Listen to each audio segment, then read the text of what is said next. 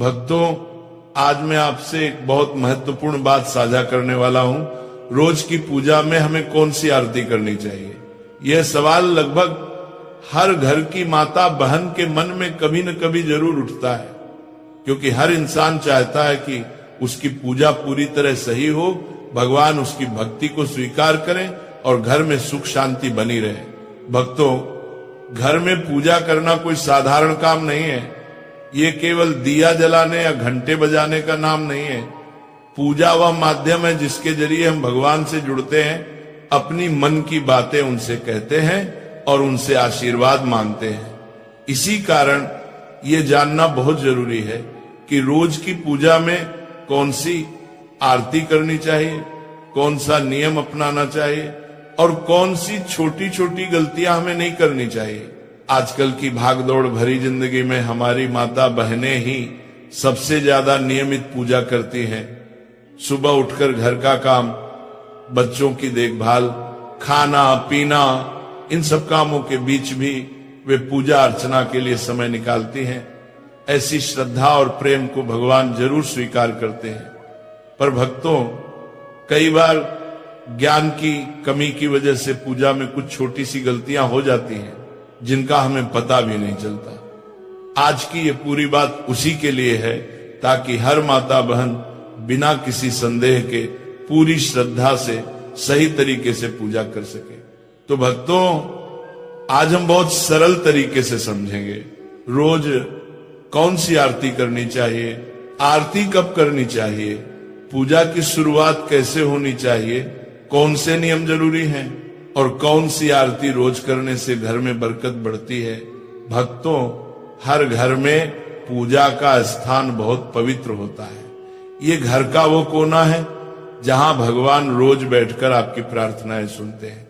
जिन घरों में सुबह शाम भगवान के सामने धूप दीप जलता है, आरती होती है, वहां के आधे से ज्यादा कष्ट और बाधाएं वैसे ही दूर होने लगती है, क्योंकि जहां रोज भगवान का स्मरण होता है वहां नकारात्मकता टिक ही नहीं सकती। इसीलिए पहला और सबसे जरूरी नियम है, पूजा जितनी जल्दी हो सके सुबह के समय कर लेनी चाहिए।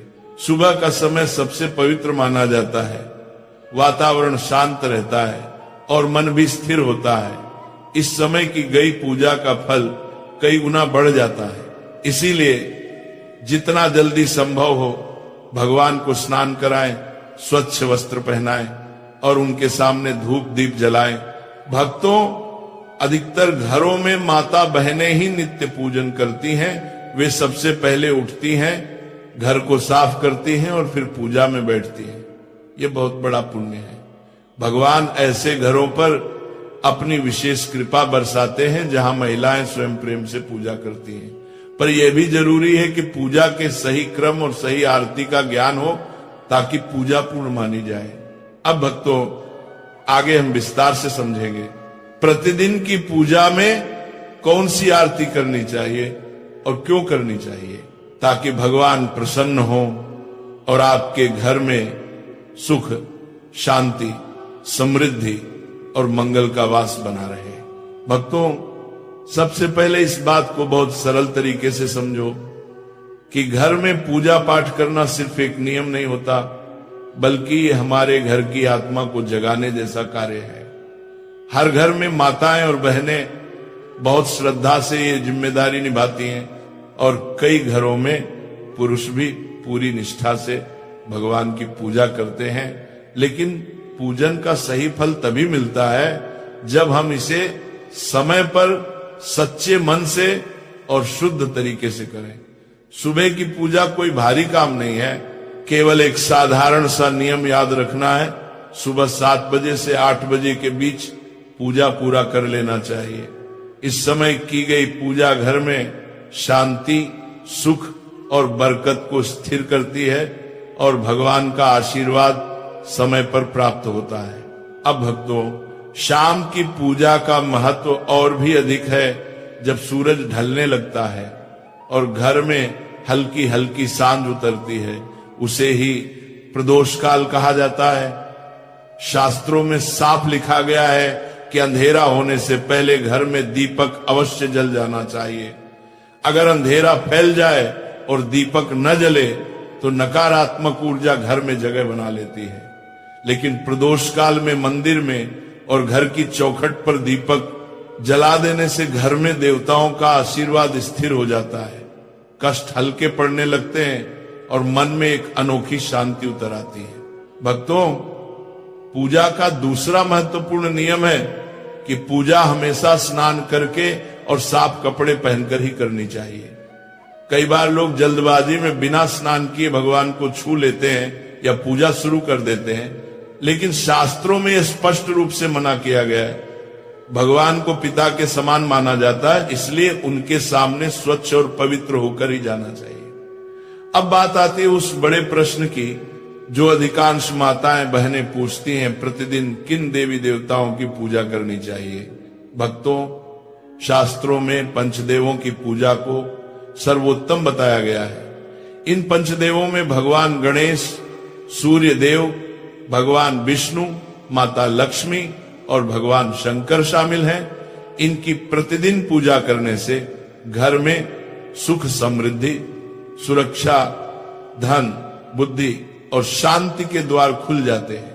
कई माताएं यह भी पूछती हैं कि क्या सोमवार को शिव जी, मंगलवार को हनुमान जी, बुधवार को गणेश जी, अलग अलग दिन अलग अलग देवताओं की पूजा करनी चाहिए। भक्तों, ये तरीका गलत नहीं है, लेकिन इसे दैनिक पूजा का नियम नहीं बनाना चाहिए। अगर आपने कोई उपवास रखा, जैसे मंगलवार का, गुरुवार का या किसी अन्य दिन का, तो उस दिन उस देवता की विशेष पूजा कर सकते हैं, लेकिन नियमित दैनिक पूजा में पंचदेव की उपासना ही करनी चाहिए और इनमें भी भगवान गणेश और सूर्य देव की पूजा सबसे पहले करना अनिवार्य माना गया है। भक्तों, एक और आम सवाल है। गुरुजी, सुबह बहुत व्यस्तता रहती है, नौकरी, बच्चे, घर का काम, ऐसे में लंबी आरती का समय नहीं मिलता।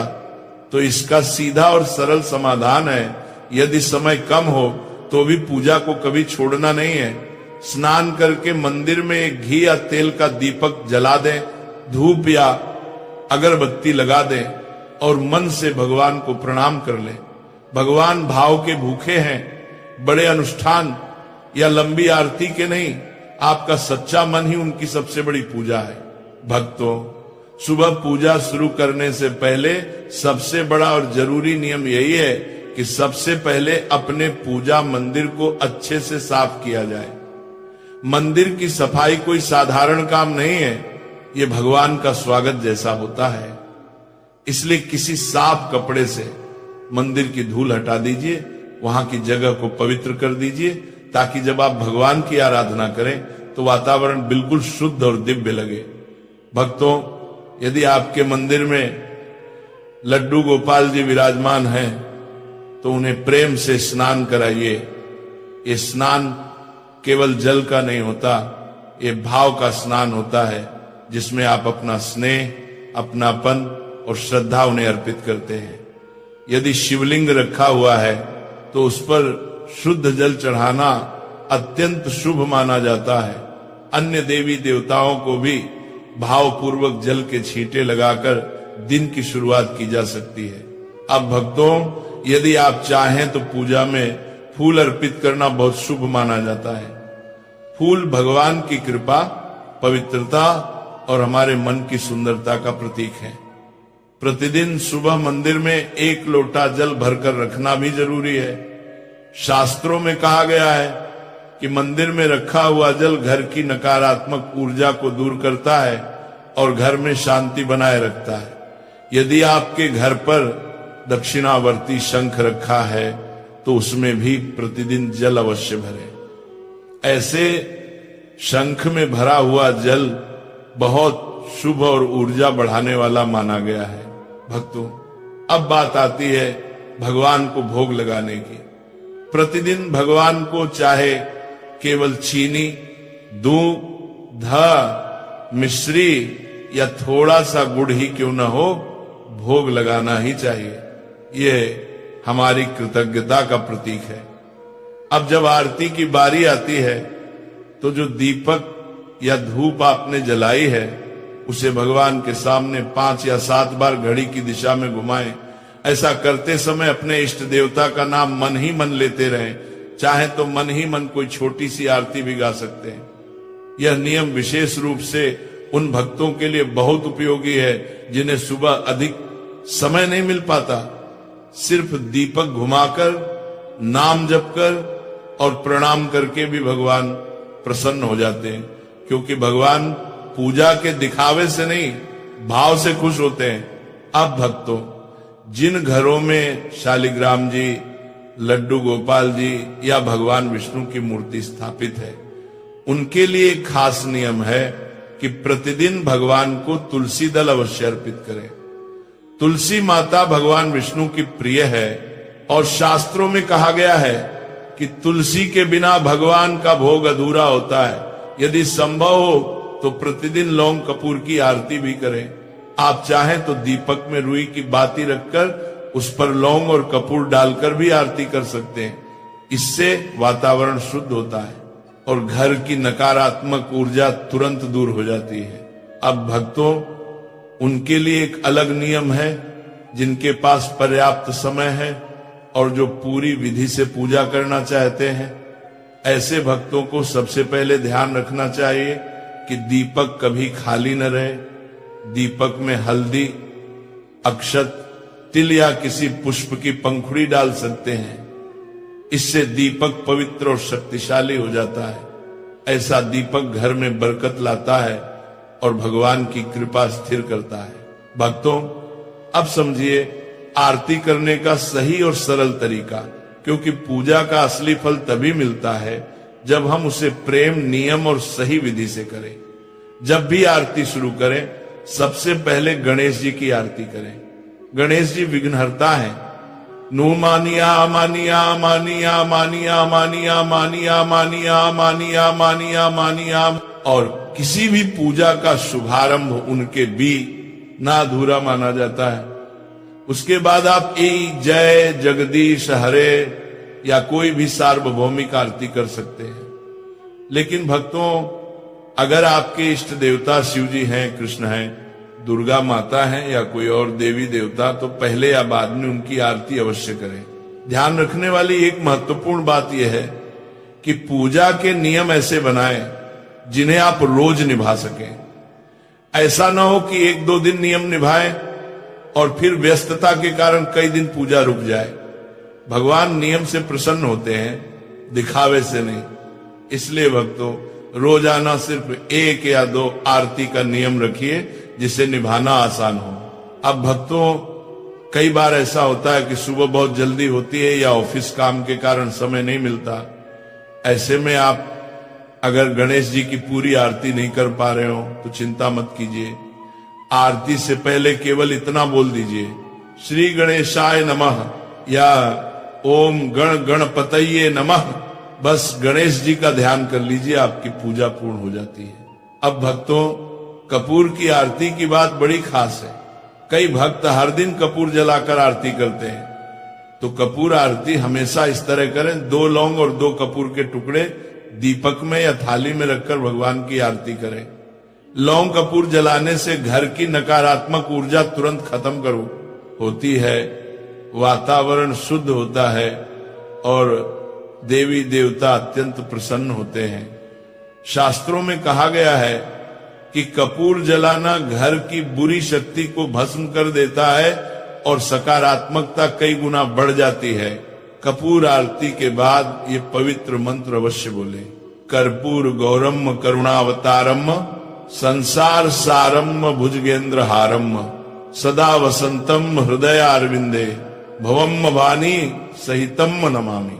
ये मंत्र बहुत शक्तिशाली है और इससे सभी देवी देवताओं की आरती पूर्ण मानी जाती है। इसके बाद आरती को थोड़ा ठंडा कर लें। फिर भक्तों, 3 बार आरती को अपने ऊपर से उतार कर ग्रहण करें।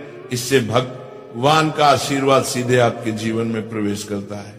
अब एक और जरूरी बात, आरती हमेशा आसन पर बैठकर करें।